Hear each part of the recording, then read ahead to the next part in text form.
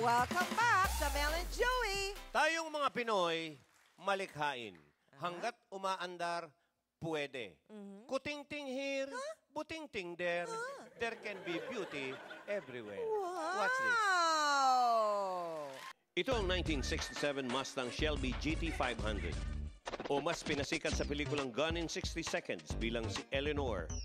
Naghakot na ito ng napakaraming awards mula pa nung nakaraang taon. Pero hindi ganito ang itsura nito dati. Bago ito napasa kamay ng sikat na multi-awarded car restorer na si Alex Isip. Ito ang Mustang Shelby noon. Pwede nang taniman ng munggo sa bulok ng kaha nito. Pero matapos ang masusing pagre-research, isang taon ng mabusising pagbuo, $100,000 na ginastos, lahat ay napapalingo na sa kanya ngayon.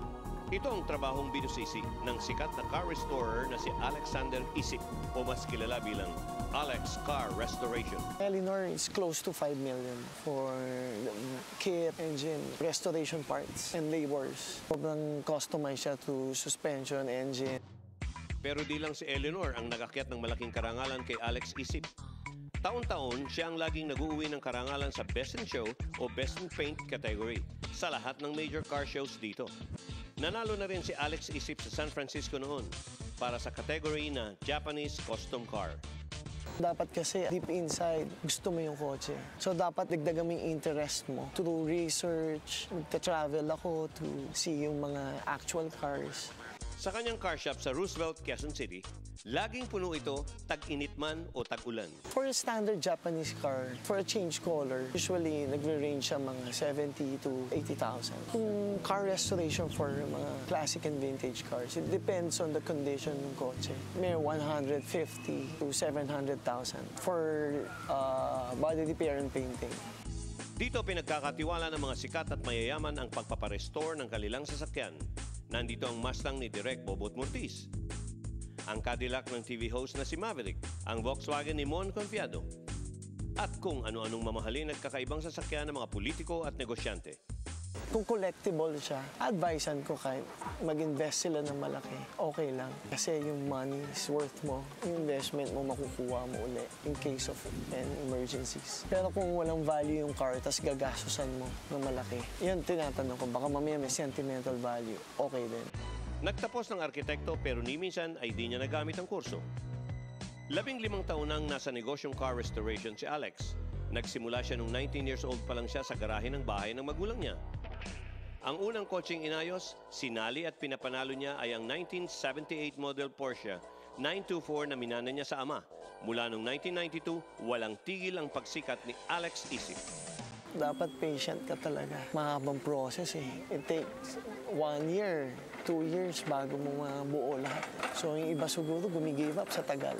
Saka ang hirap yung research work and for the parts matagal. So dapat talaga ini-enjoy mo yung work mo.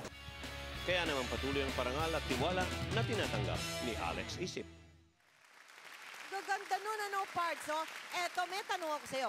Paano kung talagang hindi na nga talaga pwede yung sasakyan? Junk na ikangay, talagang wala na. Kung hindi na pwede? Oo, paano?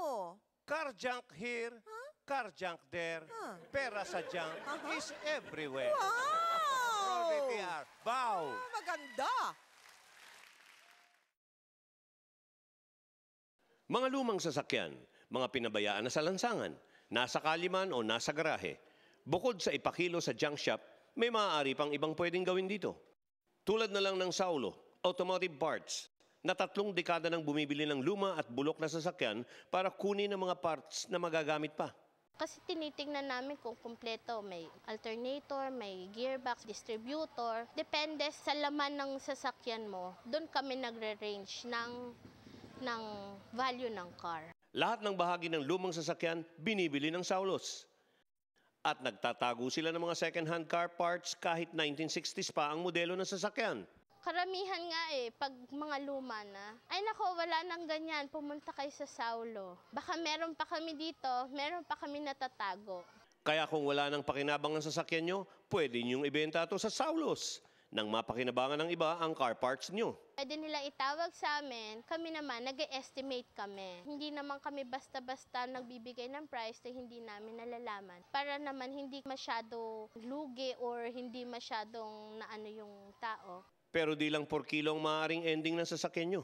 Ang One Avenue Bar and Restaurant ay gumamit ng lumang Chevrolet SWAT van para sa bar nito. Isang lumang container van para sa kusina.